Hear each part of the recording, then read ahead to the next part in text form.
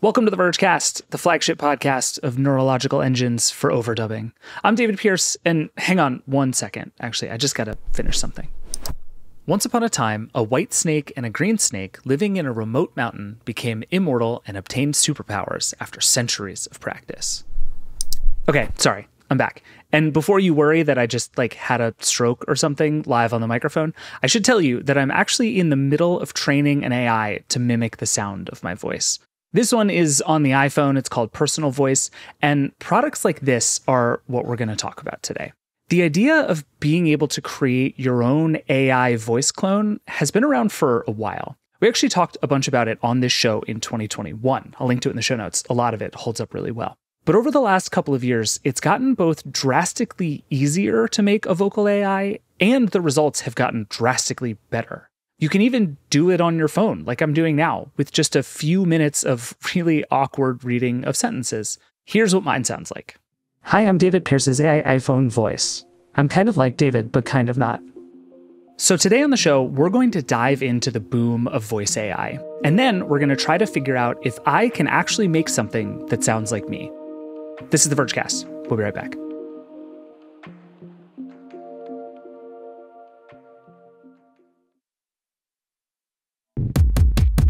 All right, we're back. Before we get too deep into the world of AI voices, let's try and quickly understand why this is such a big thing right now. And as far as I can tell, there are basically three reasons this kind of tech is booming. The first is because audio in general is booming, with podcasts and voice messages and those generated spoken captions you hear on TikTok and all sorts of other things. If you think about it, you probably hear the internet a lot more than you used to. And like any other creative feature on the internet, a lot of tools exist to help you make it. One app we use is called Descript. It's an app that a lot of people use for editing audio and video. It has this feature called overdub voices. And one of Descript's coolest features in general is that you can edit audio and video basically by editing text. You import a file, it gives you a transcript, and if you delete the word in the transcript, it'll also try and seamlessly delete the from the actual audio file. It's not perfect, but it works pretty well, and it kind of feels like magic to use it. With overdub, Descript can go even further. Let's say you forgot something, or you stumbled on a word or transition. You can now make an AI copy of your own voice and insert new audio just by typing the text you want to appear. So let's say I say the sentence, "The iPhone came out in 2007 when Steve Jobs announced it as three things: a widescreen iPod, a revolutionary mobile phone, and a breakthrough internet communicator." All right, let's just hear that sentence back. The iPhone came out in 2007 when Steve Jobs announced it as three things: a widescreen iPod, a revolutionary mobile phone, and a breakthrough internet communicator. Wait, sorry, I got that slightly wrong. He called it a breakthrough internet communications device. I could re-record that whole thing, or I could just go into Descript, retype the transcript, and here's what I get. The iPhone came out in 2007 when Steve Jobs announced it as three things: a widescreen iPod, a revolutionary mobile phone, and a breakthrough internet communications device. It's not bad. I wouldn't want to listen to a whole hour of that voice, I don't think, but in small bits, and especially in the context of something larger, I'm not even sure you'd always notice it there. There are other apps out there like Podcastle doing the same kind of thing, and I suspect you're going to see tools like this show up anywhere that people make audio. Okay, so that's the first use case. The second is kind of the flip side. There are also a bunch of tools out there using AI voices to read written stories out loud. The Atlantic, for instance, is working with a company called 11 Labs to have an AI narrator read some of the stories on the website. For years, the American approach to protein has been a never-ending quest for more. On average, each person in the United States puts away roughly 300 pounds of meat a year. Again, it's not perfect, and I don't know that it always sounds like a person, but I kind of can't believe how good it is. It wasn't that long ago, by the way, that these generated voices sounded like flat, toneless robots. Like, here's Sophia, the robot from 2016 that was considered to be one of the most advanced robots ever created on The Tonight Show. I traveled to over 25 countries, appeared on the cover of Cosmopolitan magazine, met German Chancellor Angela Merkel and the actor Will Smith, and became Twitter friends with Chrissy Teigen. And here is that same thing Sophia said, which I just typed into the generator on the 11 Labs website. I picked a voice named Grace, put this in there, click generate, and after about 10 seconds, this is what came out. I traveled to over 25 countries, appeared on the cover of Cosmopolitan magazine, met German Chancellor Angela Merkel and the actor Will Smith, and became Twitter friends with Chrissy Teigen. I mean, it's night and day, right? I think you're going to start to see this everywhere. Articles, whole websites, entire books, all read aloud, all using generated AI. And the product itself is actually starting to be pretty good. It is also, of course, a huge ethical and legal disaster. All the way back in 2019, again, before the tech was nearly as good as it is now, a bunch of publishers sued Audible over a feature called Audible Captions, which would read a book aloud to you as you looked at the page. Seems like a normal, useful feature, right? Also seems like an existential threat to the entire idea and industry of audiobooks. Audible and the publishers settled in 2020, but that was only the beginning of the bigger questions here. Some audiobook narrators have worried that their voices are being used to train algorithms that might someday replace them, and they're not really wrong. All this is not at all theoretical. If you go into the Apple Books app and search for AI narration, you'll find a bunch of audiobooks that say they are narrated by Apple Books. Apple says that that means that they are, quote, narrated by a digital voice based on a human narrator. Here's just a sample from a book called Language of Love by Kristen Etheridge. A lot of these AI narrated books are romance novels, by the way, for whatever reason. And this one sounds to my ears shockingly like a human read audiobook. He raised his fist and rapped on the solid wood. After about 30 seconds of silence, the distinct sound of the lock turning broke through. A woman of average height stepped into the sliver of an opening. The other version of this that you might have heard about or even encountered without knowing is celebrity AI voices. Like, there was a pretty big backlash a couple of years ago when a documentary about Anthony Bourdain called Roadrunner, which came out after Bourdain's death, trained an AI model on his voice and then used it to generate narration for the film. The director, Morgan Neville, said that he only used the AI to say words that Bourdain himself had written, which was an ethical choice for him, and I guess I can see where he's coming from. I still don't know whether any of that feels okay to me or awful. It's all really complicated. And examples like this exist everywhere. AI helped Val Kilmer speak after he lost his voice due to throat cancer. Lots of celebrities trained AI to do things like give you Waze directions. All this, too, is pretty controversial. One of the things Hollywood is on strike about right now is AI's potential to scan their likeness so that they never need to be actually used in films again. Imagine an AI trained on Morgan Freeman's voice that could narrate every documentary ever without paying Freeman a dime. This stuff all gets really messy really fast. Okay, and then we have the third and probably most newly mainstream use case here, accessibility. Apple launched a new feature this year in iOS 17 called Live Speech, which you can use to type something and have it said out loud in phone calls or even for in-person conversation.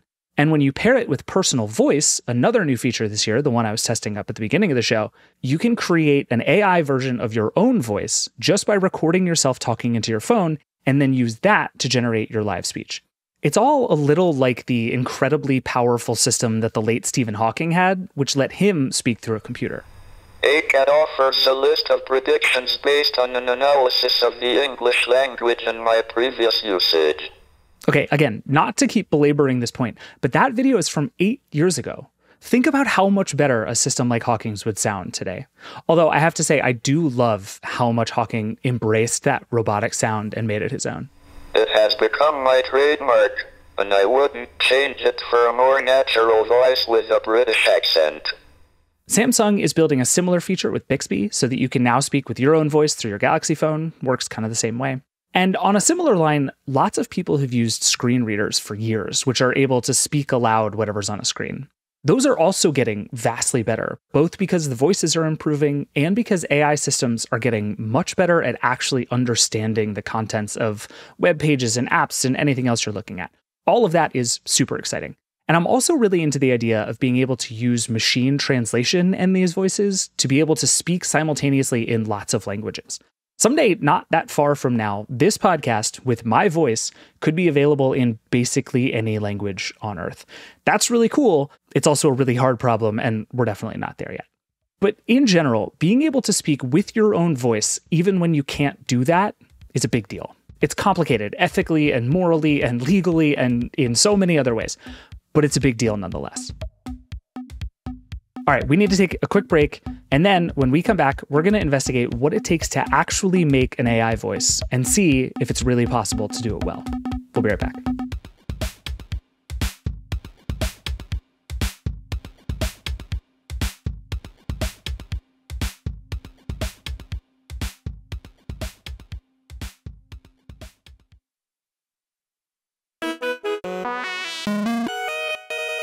Welcome back. Let's make some AI voices, shall we? The idea with most of these systems is basically the same, because the way you train an AI model in general is just to give it lots and lots and lots of data and just kind of watch it churn through and see what it learns. But in the systems I've been trying, there is one important distinction. Some tools, like Descript, just ask for a huge batch of audio. They'll give you a script if you want it, but really the goal is just to upload hours and hours and hours of the sound of your voice and see what happens. Others go one step further and will ask you to record yourself saying a series of specific and often weird and often thoroughly random things. So, like when I open up Podcastle to create my digital AI voice, it had a lot of really specific instructions. Okay, now, time to do 70 sentences. Here we go. Everything seems better in summer. I asked my dad if he could help me. Look at that lovely cat. There you have it. 70 sentences later, I waited a while, and the next day I got an email saying my digital voice was ready. You want to hear it? Hi, I'm David Pierce. Except not really. I'm an AI bot, but I've been trained to sound like David Pierce. Is this convincing? That one's not great. Not super impressed. But let's give it a little more to work with and see how we do. While we're on the subject of ethically dubious things, I'm going to grab the text of one of my favorite TV moments ever. It's a Dwight Schrute speech from The Office. What is my perfect crime? I break into Tiffany's at midnight. Do I go for the vault? No, I go for the chandelier. It's priceless. As I'm taking it down, a woman catches me. She tells me to stop. It's her father's business. She's Tiffany. I say no. We make love all night. In the morning, the cops come and I escape in one of their uniforms. I tell her to meet me in Mexico, but I go to Canada. I don't trust her. Besides, I like the cold. 30 years later, I get a postcard. I have a son, and he's the chief of police. This is where the story gets interesting. I tell Tiffany to meet me in Paris by the Trocadero. She's been waiting for me all these years. She's never taken another lover. I don't care. I don't show up. I go to Berlin. That's where I stashed the chandelier. I mean, it's just like 60 perfect seconds. I love it so much. Let's have AI David take a run at that speech. Here goes. What is my perfect crime? I break into Tiffany's at midnight. Do I go for the vault? No, I go for the chandelier. It's priceless. As I'm taking it down, a woman catches me. She tells me to stop. It's her father's business. She's Tiffany. I say no. We make love all night. Okay, so I hear that, and it's like, yeah, that sounds like me, but it also doesn't sound like a human, if that makes sense. In general, Podcastle was really easy to use, but I'm not terribly impressed with the outcome. So now let's try Descript, which is, I think in general, a significantly more sophisticated piece of audio software. It too is a process. So I go to voices. Yeah, we're creating a new voice. All right, we'll do a few recent Friday Vergecasts. How about that? Preparing and uploading. Okay, it finally uploaded all my stuff. Let's go. We click submit training data. And now it says ready to create your overdub voice, record your voice ID, press record, and read the statement below. All right, let's do it. We hit stop. We submit it. We are uploading. It says putting the finishing touches on your training project. Your voice is now training. We'll email you when it's done. Here we go. I ended up submitting about 4 hours of my own voice to make this happen because luckily I already have hours of my voice recorded from just being on the Vergecast. And like with Podcastle, it took a while to process everything. And then I got an email that my voice was ready, which is a very funny email to receive. Here's what it sounded like. Hi, I'm David Pierce, the AI David Pierce, the Descript version of AI David Pierce. How do I sound? All I hear in that is that I feel like that's what I might sound like if I'd gone to like a really fancy New England boarding school and also had a really, really nasty head cold. But I don't think in general that one sounds like me at all, really. But let's try it again with our Dwight Schrute speech. What is my perfect crime? I break into Tiffany's at midnight. Do I go for the vault? No, I go for the chandelier. It's priceless. I have a son and he's the chief of police. This is where the story gets interesting. I tell Tiffany to meet me in Paris by the Trocadero. She's been waiting for me all these years. She's never taken another lover. I don't show up. I go to Berlin. That's where I stash the chandelier. The strange thing about this one is the intonation, the kind of ebb and flow of the sentences here. It's really not bad. It's a little stilted, but it does move more or less like you would expect a human to talk. It just doesn't sound right. And it seems to skip a bunch of words and sentences when it doesn't quite know what to do. My takeaway is basically Descript is fine for those little filler words like we were doing earlier, but that's about it. I would say in general so far, my takeaway is that these things aren't amazing, but they're decent. And honestly, it's really easy to make them, like much easier than I expected. So let's keep going. Let's do a couple more. 11 Labs, the company we've talked about a bunch so far, has the simplest process of any that I've seen. You just sign up, upload a few minutes of audio. It actually explicitly says you only need about 5 minutes and that anything more is just overkill, and you're off and running. So I added some Vergecast stuff, about 15 minutes in all, because, I'm an overachiever, and then just waited a while. This one only took a couple of minutes, and we were up and running. Hi, it's AI David Pierce again. This time I'm made by 11 Labs, but I'm still me. Sort of. I think you know what I mean. I'm not going to lie, that one kind of gave me goosebumps. It goes a little fast, like I don't think that's how you'd say that sentence, but this is way better than anything else I've tried or even heard, and it took a grand total of about 90 seconds to put together. What's weird, though, is that it's not always this good. I clicked generate again with the same text, and it spit back something subtly different and I think slightly worse. Hi, it's AI David Pierce again. This time I'm made by 11 Labs, but I'm still me, sort of, I think. You know what I mean? Again, really good. Better than anything else we've tried, but not quite as good as that first one, which is odd. It's just that pause in the first one right before the word sort of is like exactly how I would have said that in real life. I still kind of can't get over it. It freaked me out. Anyway, let's try this model with our Dwight Schrute speech. What is my perfect crime? I break into Tiffany's at midnight. Do I go for the vault? No. I go for the chandelier. It's priceless. As I'm taking it down, a woman catches me. She tells me to stop. It's her father's business. She's Tiffany. I say no. We make love all night. In the morning, the cops come and I escape in one of their uniforms. I tell her to meet me in Mexico, but I go to Canada. I don't trust her. Besides, I like the cold. 30 years later, I get a postcard. I have a son and he's the chief of police. This is where the story gets interesting. I tell Tiffany to meet me in Paris by the Trocadero.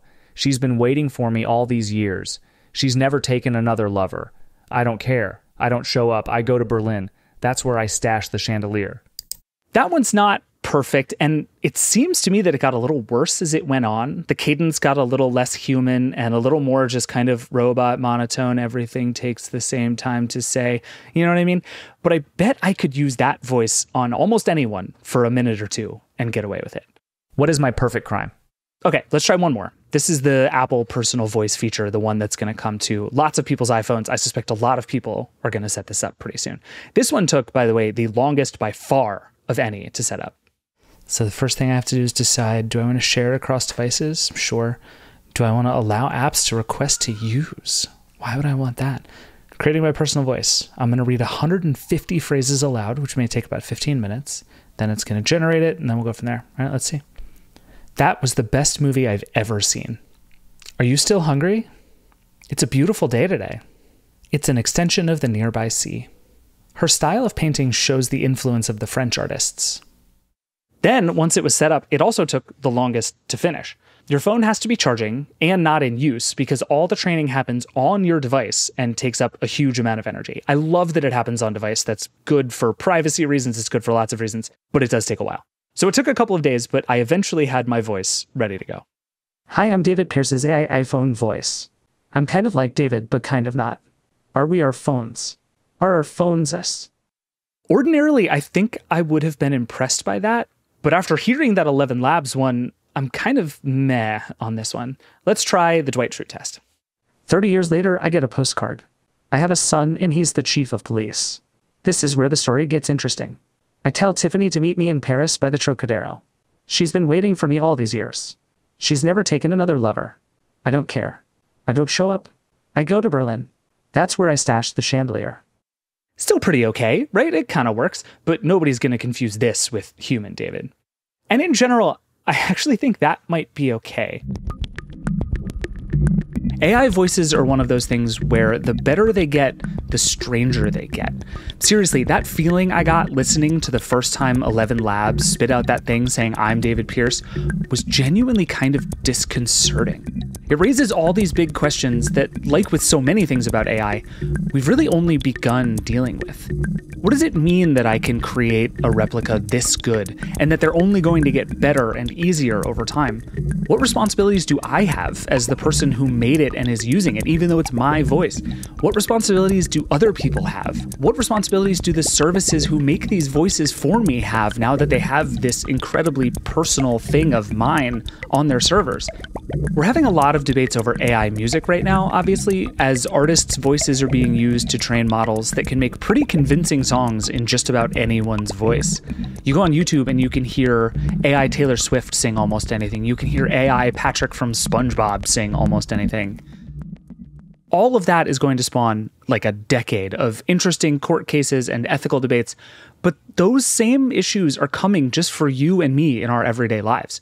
How do we use these tools? How do we talk about the fact that they exist and how we're using them? Is it even possible to get the good, helpful, democratizing things from them without all the deepfakes and downsides? I don't know, but I do know it's well past time we started talking about it because the tech is really good right now and it's getting better really fast. All right, that is enough AI talk for one day. We're going to be back next week to talk even more about AI music because I think that is one of the most interesting things in this space right now, not just because of the big heady debates about it all, but because I think there are really interesting ways that AI can both help people make music and totally change all of our ideas about what music even is. It's going to be fascinating. We will also be back in this feed on Wednesday too with a big episode all about this week's Apple event. But until then, AI David, you want to do the credits? This show is produced by Andrew Marino and Liam James. Brooke Minters is our editorial director of audio. The Vergecast is a Verge production and part of the Vox Media Podcast Network. If you have thoughts, questions, ideas, or anything else, you can email vergecasttheverge.com or call the Verge hotline at 866-VERGE11. We'll be back on Wednesday with a special show all about the Apple event and with all the rest of this week's news on Friday. We'll see you then. Rock and roll. Okay, not bad. Pretty good, AI David, for your first try, but it's Vergecast at theverge.com for the emails, and we really got to work on the sign-offs. Say it with me. Rock and roll.